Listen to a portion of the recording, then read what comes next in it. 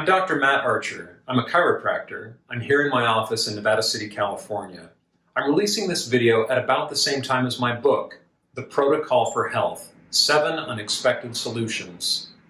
This video is an introduction to help you understand how my protocol and book consistently help people to achieve results well beyond the normal outcomes of healthcare. In about a minute, I'm going to demonstrate what I think will be the clearest muscle testing you've ever seen. This breakthrough in muscle testing leads to surprisingly simple and effective healthcare solutions. It may seem impossible to you, as it did to me and my patients, but there are really just 7 main pieces that drive most symptoms and disease. Over the past 18 years of practice, I have developed my technique and protocol. In the past 5 or 6 years, the protocol has become so clear and refined that all of my patients who have carefully followed the protocol for at least 2 months achieved full resolution or at least a very significant improvement in symptoms.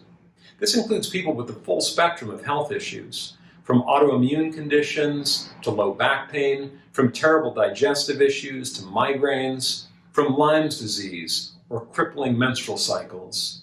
If you're dealing with pain or significant health issues, I'm quite confident I can help you. 15 years ago, my skeptical self wouldn't have believed these claims. So let me show you how muscle testing can be used to reveal incredibly clear information through the nervous system and how this affects everyone. My friend Anthony has come in to help me demonstrate this system of muscle testing. So the brief version looks like this. So you go ahead and push. I can put a lot of pressure on that. He doesn't go weak. If you touch between your eyebrows, you push first. If I match that pressure and increase just a little bit, I barely have to put any pressure on there. Same thing with the leg muscle. Psoas, the primary muscle of core strength that attaches to the lumbar vertebra and the intervertebral discs. Hold it like that, turned all the way out, push straight up towards the ceiling. I can put a lot of pressure on there, 40 or 50 pounds. I'm pushing way extra hard for the sake of demonstration, sorry about that. Then if you turn the leg all the way out, touch like this, and I'll use one finger, go ahead and push. If I put something like 1.5 pounds, maybe 2 pounds of pressure on there, same muscle goes weak. It's a very clear change in strength. Now, of course, from the camera, you can't tell, are we faking it, or is this proving ourselves right in our mind or something like that? There's a lot of different ways that people go astray in muscle testing. These are clear, simple changes in strength. So no one has proven that possible in muscle testing.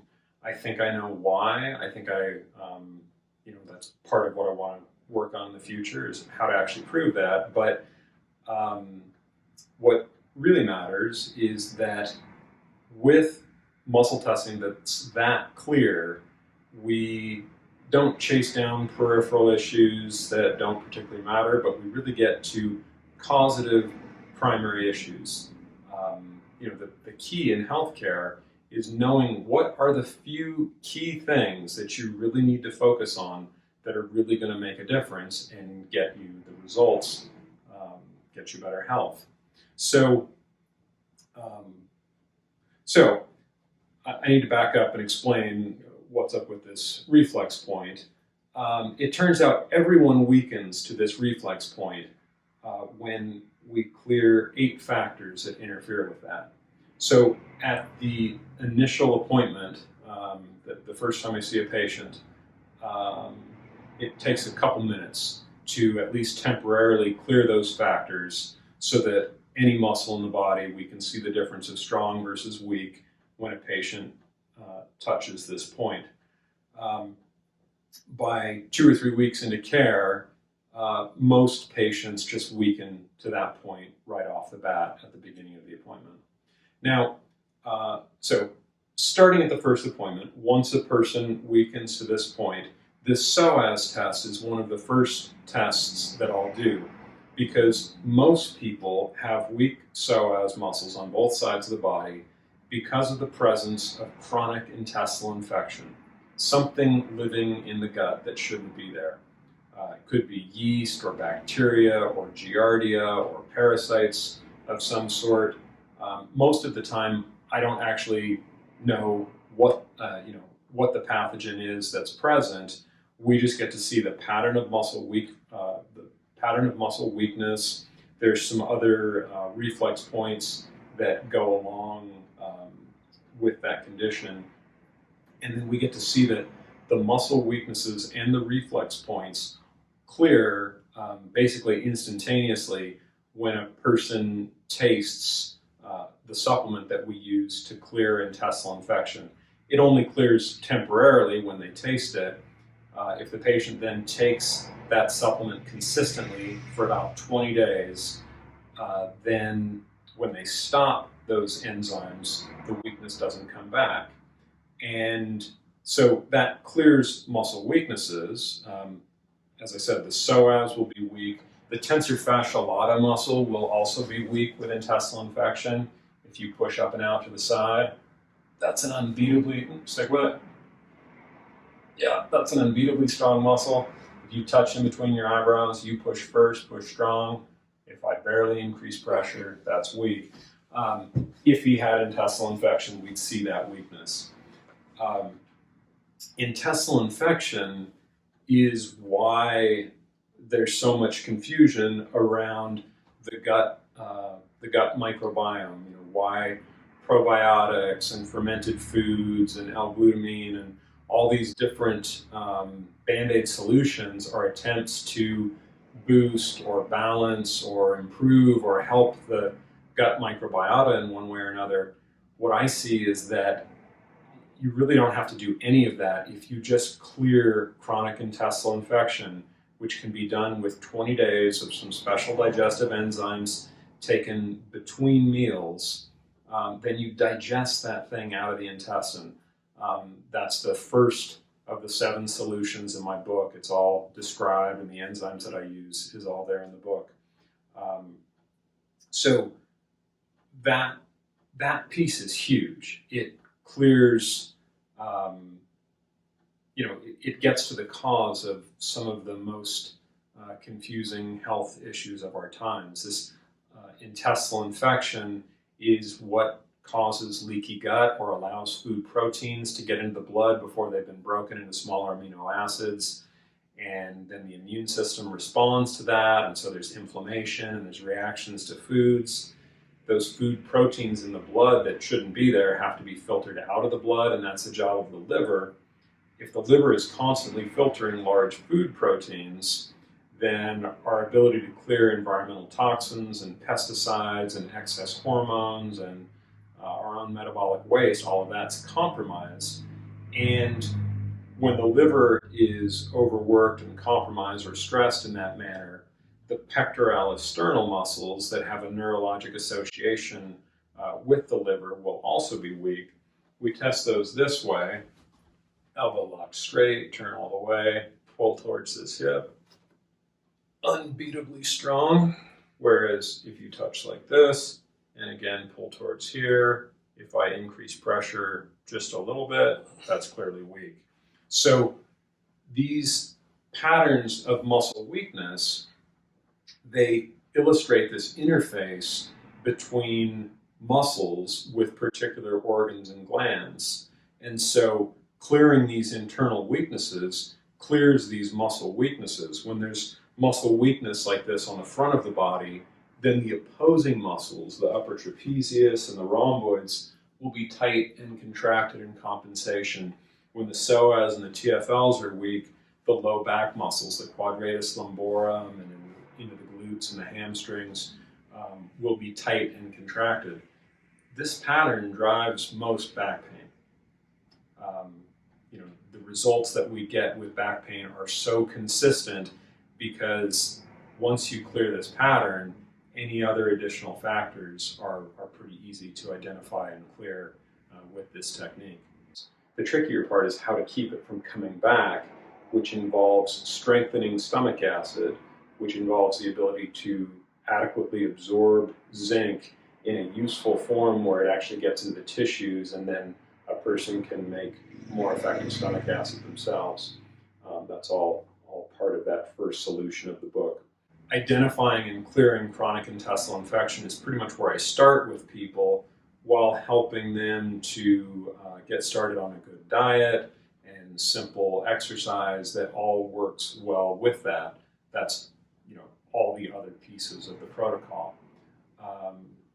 So once we have identified and cleared those kinds of issues, then we're looking at things like vitamin or mineral deficiencies that also will create specific patterns of weakness in the body, other organs or glands that are stressed because of exposure to particular foods. Blood sugar stability is one of the key pieces of the protocol. It's the adrenal glands that have to compensate when we're not keeping our blood sugar stable. And so, the whole issue of adrenal fatigue is really a simple issue to resolve. It's not about eliminating stress from the life, it's about stabilizing the blood sugar so that the adrenals don't have to constantly make cortisol. There's similar issues that show up with the pancreas, with the pituitary, and the protocol helps to address all of these systems.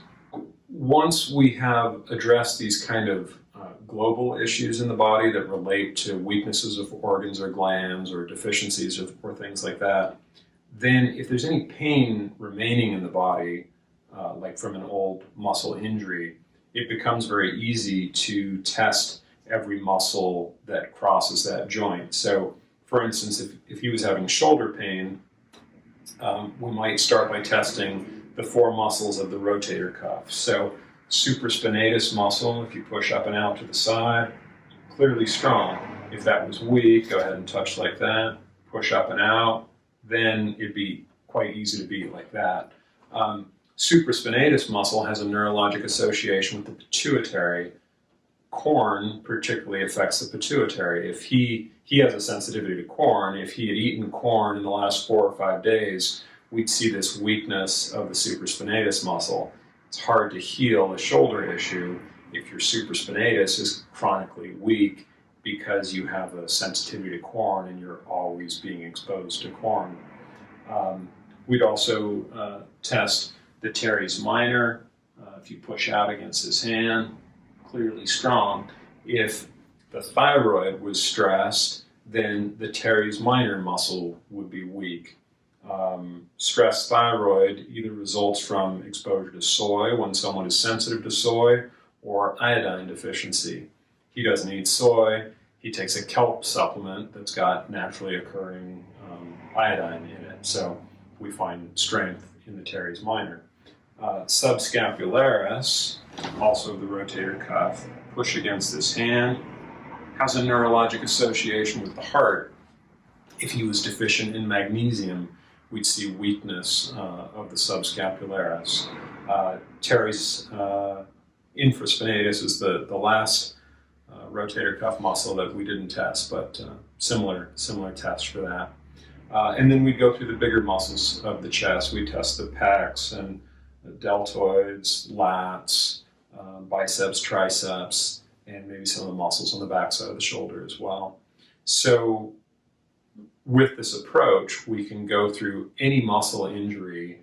First, again, we address the big issues in the body, we address absorption, we address the primary reasons for inflammation, and then if all of that hasn't just spontaneously cleared old muscle injuries, we can go through and test specifically this way. If we find a weak muscle, one that's weak only on one side, then we can identify if that's an old muscle injury, and if so, will it respond to origin insertion work, or is it a nutritional component that's keeping it from healing? In this manner, it's pretty easy to break down old injuries like that and resolve those. So that seemed pretty good.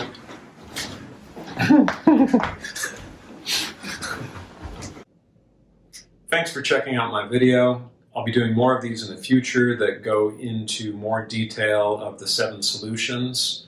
In the meantime, if you'd like more information, please check out my book and or go to theprotocolforhealth.com. Thank you.